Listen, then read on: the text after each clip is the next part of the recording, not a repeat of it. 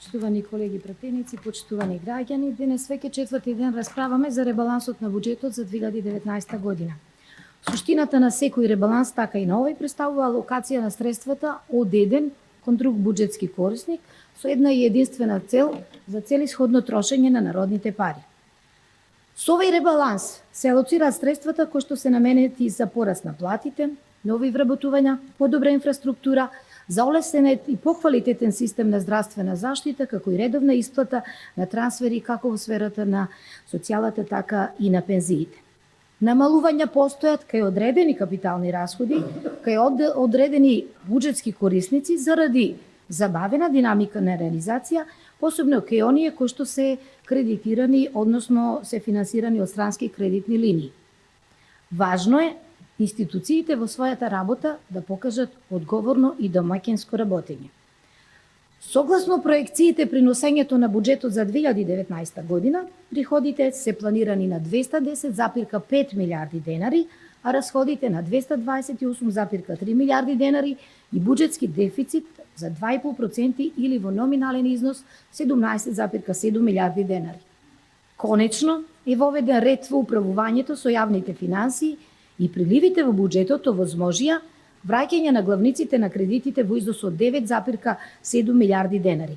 Каматните расходи се намалени за 924 милиони денари. Целта е идните задолжувања да бидат со помали каматни стапки. Со ребалансот се обезбедуваат средства за новоформираната Агенција за национална безбедност во износ од 99 милиони денари. Дополнителни 560 милиони денари се субвенции за земјоделието и за справување со епидемијата на африканска чума која што демне од нашето соседство.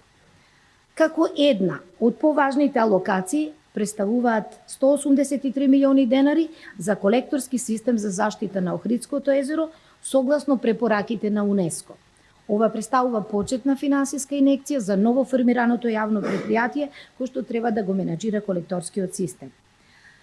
Алоцирани се средства за Фондот за иновации како државна помош, како и во Агенцијата за странски инвестиции.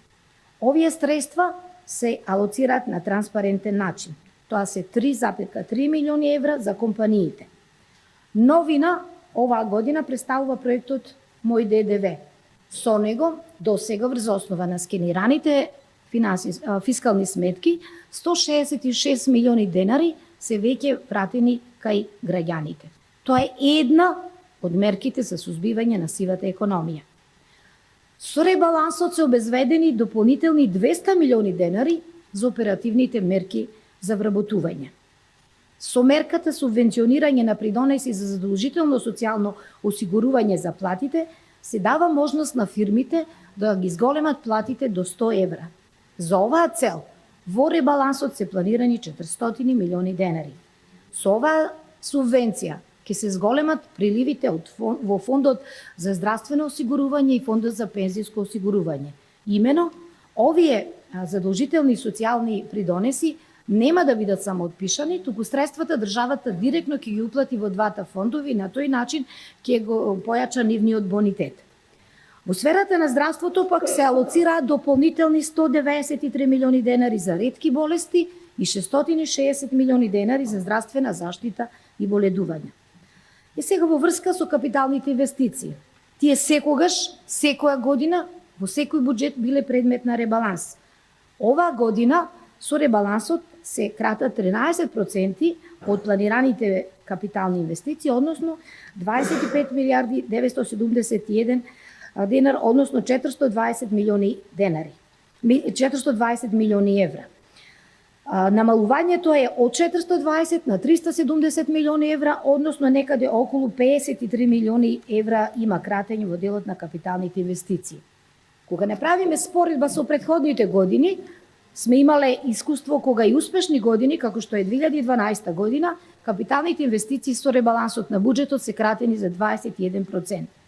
Но надвор од капиталните инвестиции се средствата за јавните предпријатија, државните патишта, јавното предпријатие за државни патишта, македонски енергетски ресурси, јавното предпријатие за гасификација, енергетика и така натаму.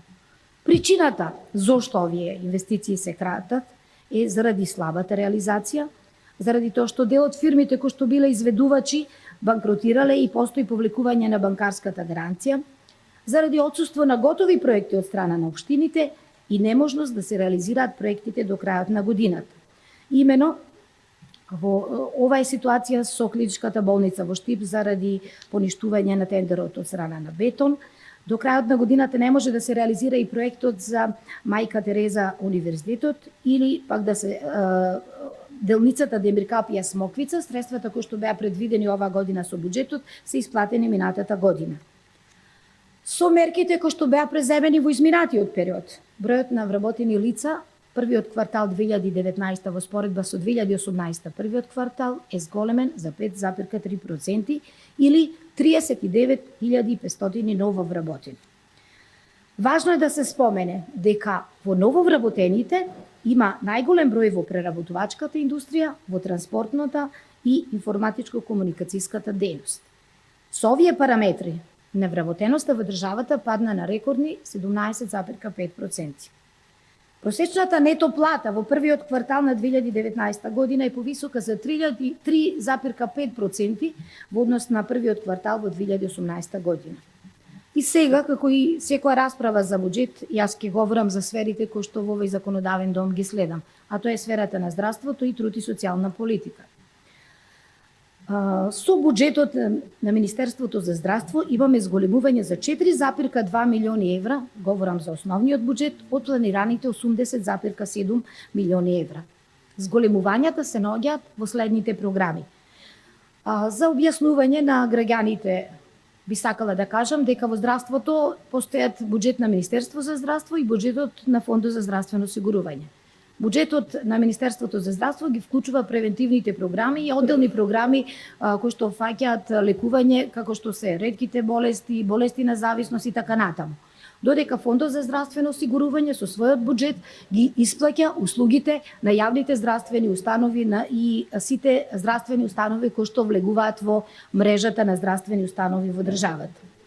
Сега зголемување имаме во ставката за ретки болести, така да ова година во оваа ставка има издвоено рекордни 485 милиони денари и тоа е за повеќе од 300% зголемување од периодот кога ВМРО ДПМН ги менаџираше средствата во здравството. Оваа година за прв пат се обезбедени 5 нови лека за ретки болести. Тоа се лекот спинараза за лицата кои што имаат спинална мускулна атрофија, понатаму лек за фамилијарната амилоидна полиневропатија, за болеста Гоше, анемија и пулмонална фиброза. И покрај тоа што оваа година се издвоени рекордна сума на средства за оваа програма, сакам да истакнам дека овие болести се ретки, што значи инциденцата е 1 пациент на 2000 раѓања и од тука колку и да издвојуваме средства, сумата ќе биде недоволна, со оглед на бројот на граѓани кои што се опфатени со ретките болести. Сакам да истакнам пред граѓаните дека прв пат оваа година е направен електронски регистар на пациентите со ретки болести и од тука низ денешната дебата, моите колеги доктори кога дебатираа, сакам да им кажам дека да, врз основа на тој регистар ќе се прави проекција на буџетот за идната година во однос на програмата за ретки болести. Исто така имаме зголемување во средствата за програмата за обезбедување на инсулин, се воведуваат 3 нови инсулини, меѓутоа и сумата на средства се зголемува од 692 милиони денари на 780 милиони денари. Оваа програма беше предмет на често кратење во претходниот период од претходната влада на штета на пациентите. Кога се потцрта дека тука особен бенефит имаат пациентите со укинувањето на законот за паралелен увоз, овозможено е да квалитетни инсулини, согласно медицината базирана на докази и со безбедносни сертификати од производителот преку увезувачот до крајниот корисник да се гарантира ладниот ланец и начинот на обезбедување на квалитетен лек до секој пациент што го користи. Зголемување има и во средствата во програмата за куративна здравствена заштита и превенција и овие средства се зголемени од 4 милиарди 323 милиони и 200 илјади денари на 4 милиарди 710 милиони денари, односно зголемувањето е за 387 милиони денари или 6,2 милиони евра.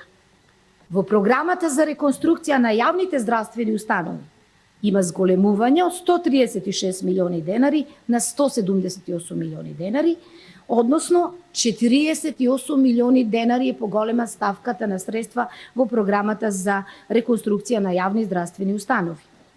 Овие средства се користат за подобрување на условите во здравствените установи, како на нивната инфраструктура, така и воведување на нова, модерна опрема и технологија. Ваквите зафати се прават во болницата во Гостивар, во болницата Свети Еразмо во Охрид, во градската општа болница 8 септември во Скопје, универзитетската клиника Свети Наум Охридски, општата болница Куманово, болницата во Кичево, во општата болница во Струмица, Прилеп и така натаму. Единствено, има намалување во проекцијата за клинички центар и тоа во делот за заеми, затоа што се уште важи објавата за најдобар понудувач на кредитот, односно банка која што ќе го кредитира овој заем за изградба на клинички центар и од тука овие средства е логично да бидат скратени. И сега, вториот можне важен сегмент, сакам да искоментирам во текот на денешната дебата. Дел од колегите говореа зошто се зголемени средствата за здравствено осигурување. Знаете, во програмата на Министерството за здравство постои посебен дел, тоа се средства за лица кои што по никаков основ не се осигурани. Тоа се невработени лица и од тука сумата на средства, согласно порастот на трошоците и давачките, расте сумата на средства за лица чие здравствени осигурување придонеси ги плаќа Министерството за здравство. Фондот за здравствено осигурување добива дополнителни 672.560 милиони денари или околу 11 милиони евра. Тоа се 11 милиони евра повеќе од планираните средства со буџетот кој го носевме во декември минатата година. Овие средства ќе се користат за зголемување на платите на сите здравствени работници за 5%, како заедно во склоп на зголемувањето на платите на сите вработени во јавниот сектор за 5%, тука влегуваат и докторите, меѓутоа и средномедицинскиот персонал. Она што е поважно е планирањето за укинување на квотите на лекови, кој што ќе стартува веќе од октомври на ниво на целата држава. Имено за време на годишните одмори за во екот на туристичката сезона, овие укинувања на квоти беа пилот проекти кои што се спроведија во главните туристички центри како Охрид, Струга, Гевгелија и Дојран. Ова е мерка со која што сакаме да излеземе во пресред на граѓаните и да во пракса покажеме дека навистина се грижиме за нивното здравје и достапност на квалитетни лекови до секој пациент. Не би говорела понатаму за здравството, ги читав проектите и капиталните инвестиции кои што се направени, верувам во репликата ќе имаме можност да објасниме со колегите, меѓутоа би сакала малку да говорам и за буџетот во Министерството за труд и социјална политика. Со ребалансот во Министерството за труд и социјална политика имаме намалување на планираните средства од 123-180 милиони денари или околу 2 милиони евра. Ова би звучело парадоксална информација и податок кога се пласира, говориме за пренасочување, односно алокација на средствата од еден кон друг буџетски корисник. Зошто постои ова кратење?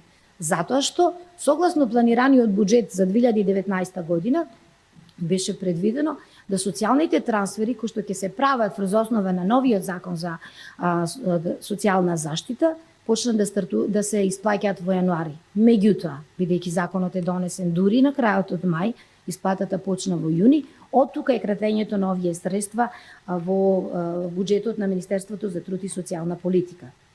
Сакам да истакнам дека платите на вработените во детските градинки, на негователи и воспитувачи, односно на стручните работници, се зголемени за 16%. Додека пак платите на стручните работници во центрите за социјална работа се зголемени за 22%. И ова представува сериозна придобивка на задоволство на сите кои што работат во овој сектор. Во делот за детска заштита имаше околу 2000 вработувања, од кои голем дел беа трансформирани на неопределено време. Во делот на Министерството за труд и социјална политика се издвојуваат средства за изградба на 24 градинки, 11 готови и уште 13 во изградба. Целта на пренасочување на овие средства е да се зголеми опфатот на деца од предучилишна возраст во детски градинки.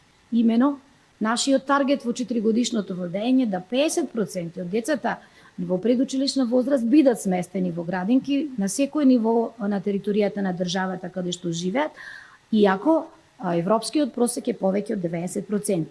Тука би сакала да истакнам дека нови градинки се отворени во Босилово, во Брвеница, во Шуто Ризер. Доделени се 6 гранта од по 10.000 евра за отворање на приватни градинки. Зошто е важно вложувањето во детската заштита, односно предучилишната заштита, сместување на децата од оваа возраст, за да се овозможи слобода на мајките да бидат конкурентни на пазарот на трудот.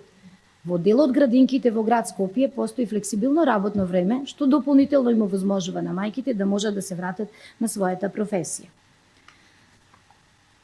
Зголемена е социјалната помош за 300%. Зошто велам за 300%? Затоа што поранешната парична помош, социјална помош, така наречена, во претходниот период изнесуваше за 4-члено семејство околу 3000 денари на месечно ниво. Меѓутоа, согласно важечката регулатива до тогаш, донесењето на новиот закон, после 3 години користење на социјална помош, овие средства се кратија за 50%, така да социјалните семејства добиваа по 3000 денари месечно. Со носењето на новото законско решение во мај, гарантиран минимален приход, односно помош, изнесува околу 11.000 денари. Прв пат е воведена социјална пензија во износ од 6.000 денари за возрастни лица со над 65 годишна возраст, кои што имаат помалку од 15 години работен стаж, кои што живеат барем 15 години на територијата на нашата држава. Дополнително за овие граѓани, како социјална сигурност за стари лица, се воведува и енергетски ваучер, односно надомест месечен од 1000 денари, кој што овие корисници на државна социјална пензија ќе го користат во месеците од октомври до март, односно во периодот кога реално им се најпотребни овие средства. Понатаму воведен е детски образовен додаток, кој што ќе го примаат сите деца што потекнуваат од семејства приматели на социјална помош и семејства кои што примаат минимална плата. Што е разликата од претходното давање на детскиот додаток? Тоа е додаток кој што порано беше привилегија само на деца кои што потекнуваат од семејства во кој што барем едниот родител е вработен. Сакајќи да испорачаме вистинска социјална правда, воведовме да овој додаток го добиваат сите деца затоа што реално на сите деца им е потребен. Понатаму во доделувањето на гарантираната минимална помош, ГМП би сакала да искоментирам дека тоа е начин да не регрутираме поголем број на луѓе во приматели на социјална помош, туку со предвидениот план, со новиот начин на работа во центрите за социјална работа, има работа со индивидуален случај. Тоа е да секое семејство поединечно се разгледува и онај член, носителот на гарантираниот минимален доход, биде обучен, преквалификуван и доквалификуван за да може да се вклучи на пазарот на трудот и да може со тек на времето да биде вработен и да излезе од синџирот на приматели на социјална помош. Значи, целта е намалување на апсолутната сиромаштија. Целта е да се извадат што поголем број луѓе од оние 400-450 илјади граѓани кои што живеат со по $5 на ден. Не би сакала да должам за патната инфраструктура, за другите мерки, говореа моите колеги, би имала што да кажам и конкретно за подрачјето од кое што јас доаѓам, за градежната офанзива која што се случува на подрачјето на Источна Македонија, почнувајќи со изградбата на 4 експресни патишта во државата, понатаму 850 милиони евра кои што се наменети за изградба на патишта на ниво на државата. Не би сакала да говорам за субвенциите на земјоделците, односно зелената нафта, која што ќе ја добиваат 55.000 земјоделци и која е пресметана на износ од 200 милиони денари. Не би сакала да говорам за грантот од 10.000 евра што го добиваат 424 земјоделци, ниту највисоката откупна цена на тутунот која што достигна 217 денари.